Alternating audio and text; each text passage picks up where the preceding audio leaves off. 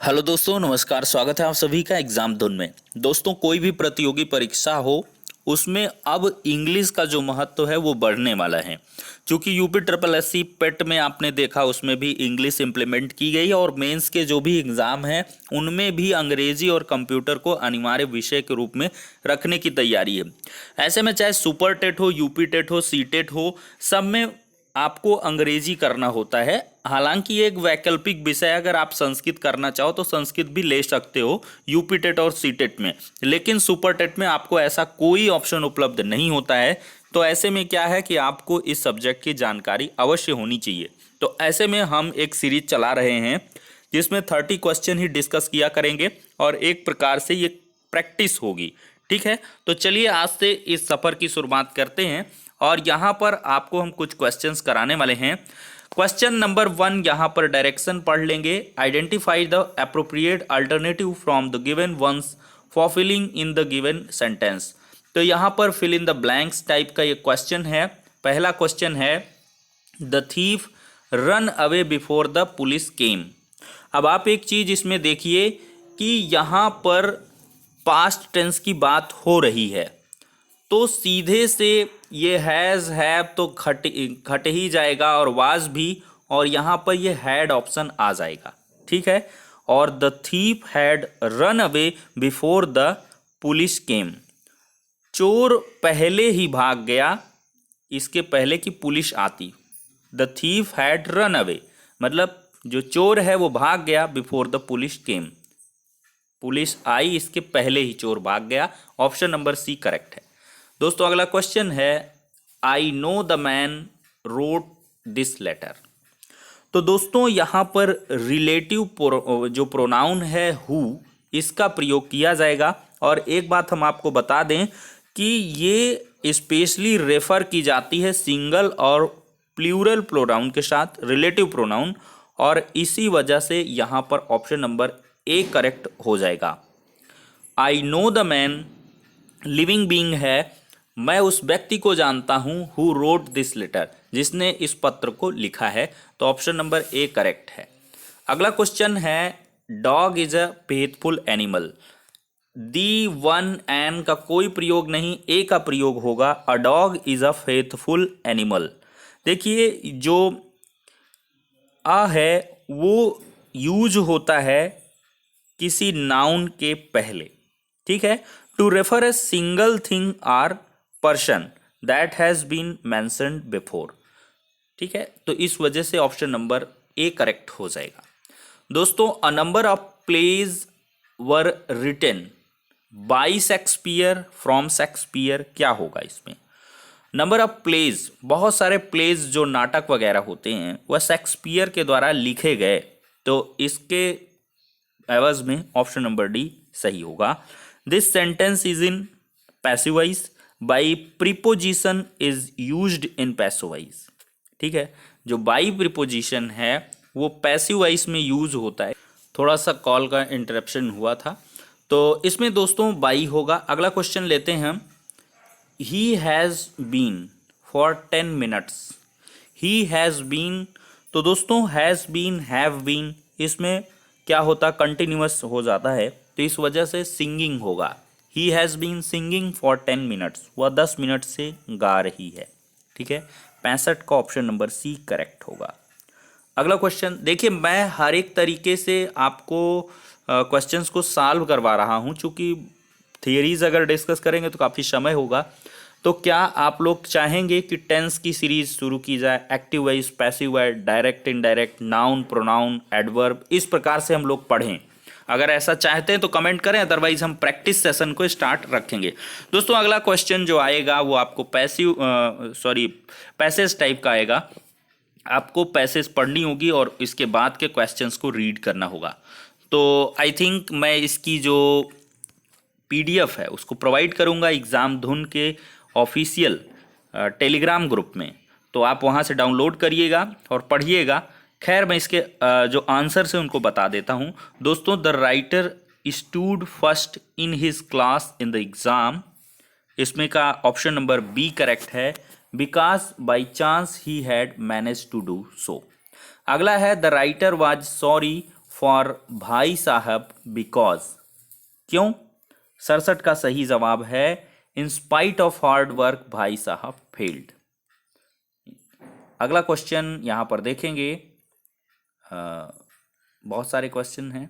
Upon his success what evil thought sprang up with in the writer, इसका सही जवाब होगा option number D, if Bhai Sahab failed another year it would be his equal then he would not preach to me. अगला है when Bhai Sahab failed again what changes did the writer feel in his behaviour, इसका सही जवाब होगा option number C, Bhai Sahab showed softness to a great extent. अगला है what was the result of Bhai Sahab tolerance, तो भाई साहब की टॉलरेंस का क्या नतीजा हुआ, तो इसका सही जवाब होगा the writer became more and more self wild. अगला क्वेश्चन 71 से 75 तक हम लेंगे और यहाँ पर क्या करना है, identify it and mark the answer, one of the four parts has an error in it. तो एक सेंटेंस दिया जाएगा आपको, 4 पार्ट में डिवाइड रहेगा और किसी एक पार्ट में एरर दे देगा, ठीक है, उस एरर को आपको फाइंड आउट करना है और ऑप्शन को बबल करना होगा। अगला है Ravi forgot how much he pay for the watch, तो रवि यह भूल गया कि उसने पैसे कितने दिए थे घड़ी खरीदने के लिए। तो दोस्तों यहाँ पर 71 नंबर की हम बात कर रहे हैं, तो इन प्लेस ऑफ पे रवि फॉरगॉट सही है, हाउ मच ही पे नहीं पेड होगा, फॉर द वॉच फॉरगॉट की बात हो रही है, पास्ट टेंस की बात हो रही है, तो इस वजह से यहाँ पर क्या हो जाएगा,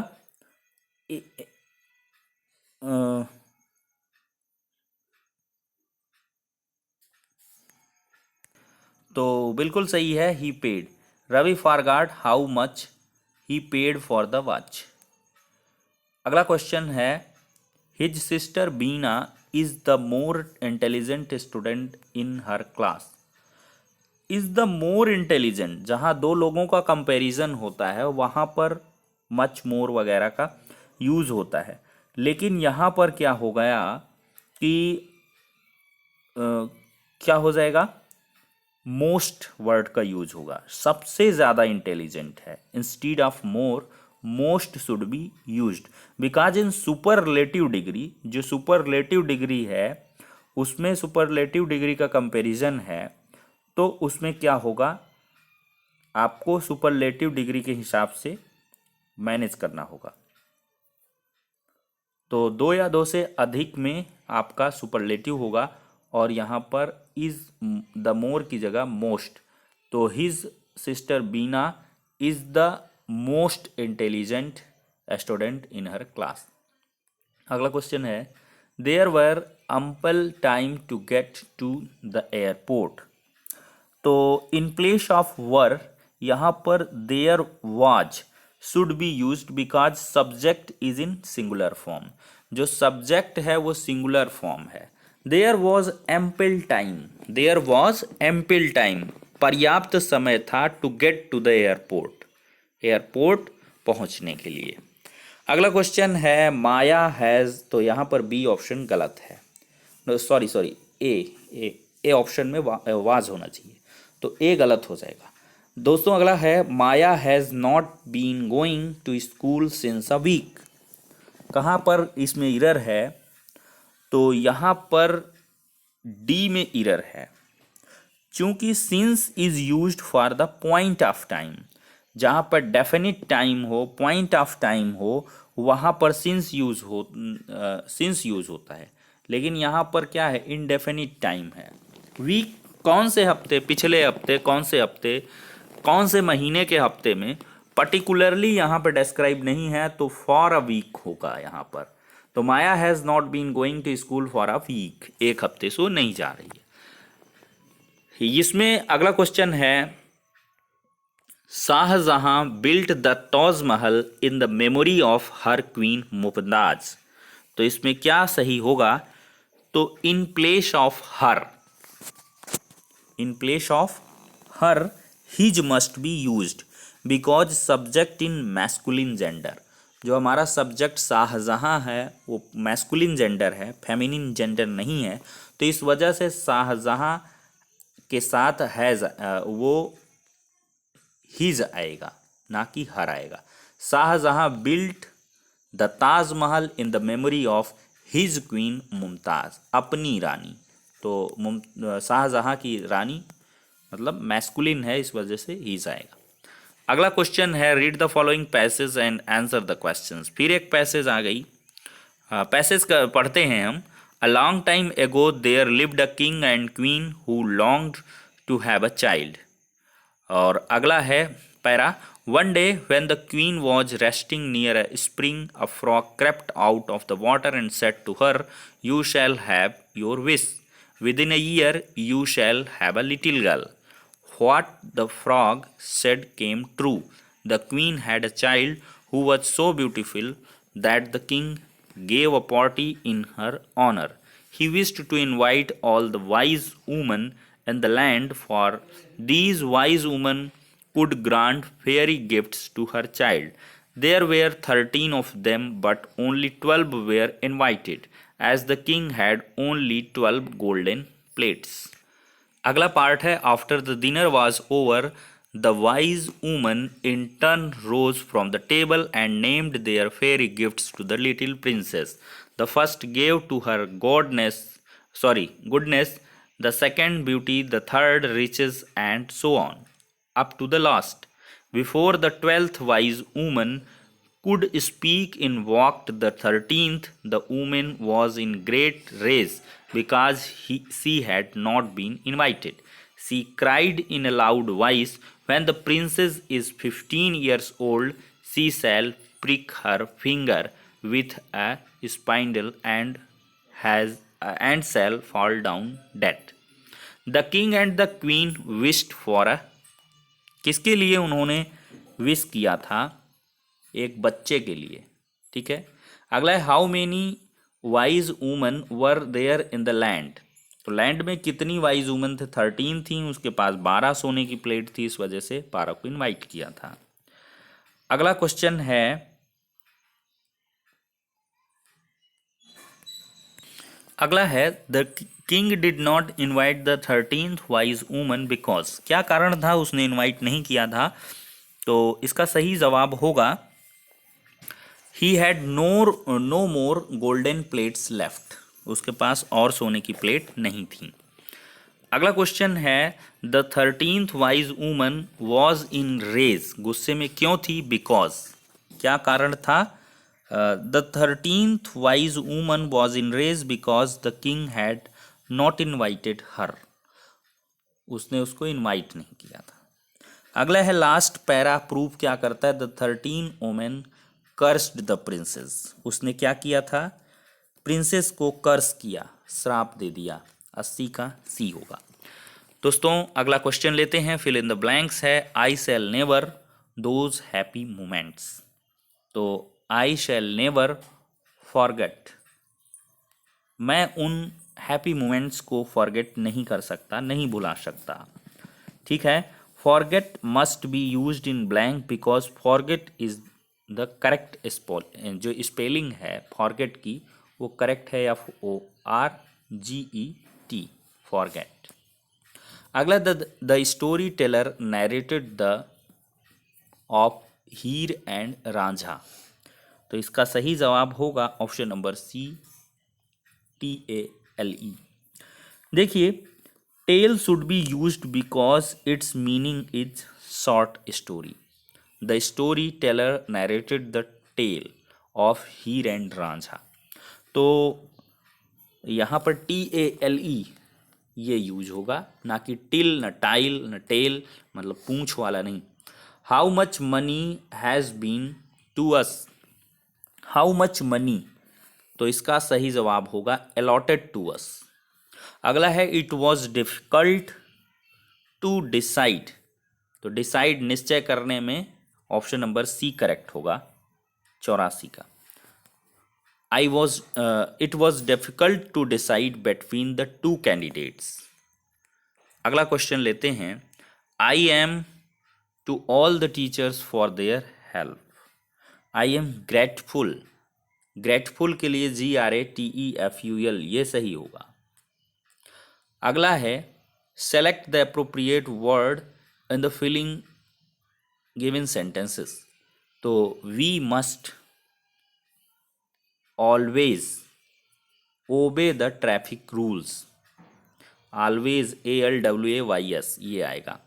now he looks into her father's business. looks into या looks after या looks back।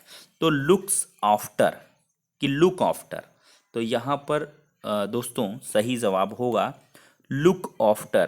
ये एक फ्रेजल वर्ब है बिकॉज इसकी मीनिंग होता है to take care of someone और समथिंग। तो बी करेक्ट होगा लुक आफ्टर।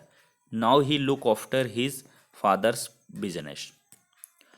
अगला है we want the children to have the possible education. तो we want the children to have the best possible education. Option A correct होगा। अगला है she failed because she did not read या although या while या any how. तो इसका सही जवाब होगा बिकॉज। वह इसलिए फेल हो गई because she did not read, उसने पढ़ाई नहीं करी। अगला है I like to walk around in bear foot. तो इसका सही क्या होगा? तो option number D bare foot होता है, BARE। ठीक है, I like to walk around in bare foot, option number D correct है। तो दोस्तों इस प्रकार से हमने 30 क्वेश्चन को डिस्कस किया है और काफ़ी शॉर्ट टाइम में पहला एक्सपीरियंस रहा है इंग्लिश का। तो हम धीरे धीरे और इसको इन्हेंस करेंगे और बेहतर तरीके से प्रैक्टिस करेंगे। संस्कृत का भी सेशन लेके आएंगे। कुल मिला के ये है कि प्रैक्टिस होती रहे। क्वेश्चंस आपको मिलेंगे 15 मिनट में, आप भी अपने आप को एनालाइज कर पाओगे और जल्दी जल्दी यहाँ पर हम लोग पढ़ाई शुरू करने वाले हैं। धीरे धीरे हम तारतम्य को बरकरार रखेंगे और बहुत बेहतरीन तरीके से पढ़ाई करने वाले हैं। तो फिलहाल के लिए दोस्तों वीडियो पसंद आया है तो लाइक करें, शेयर करें और चैनल पर सब्सक्राइब ज़रूर करेंगे अगर पहली बार विजिट कर रहे हैं। लाल कलर का बटन दिख रहा होगा, उसको दबा दें, सब्सक्राइब हो जाएगा और बेल आइकन को प्रेस कर दें, जिससे कि जैसे ही कोई वीडियो आपको चैनल पे अपलोड हो अगर तो उसका नोटिफिकेशन मिल जाए।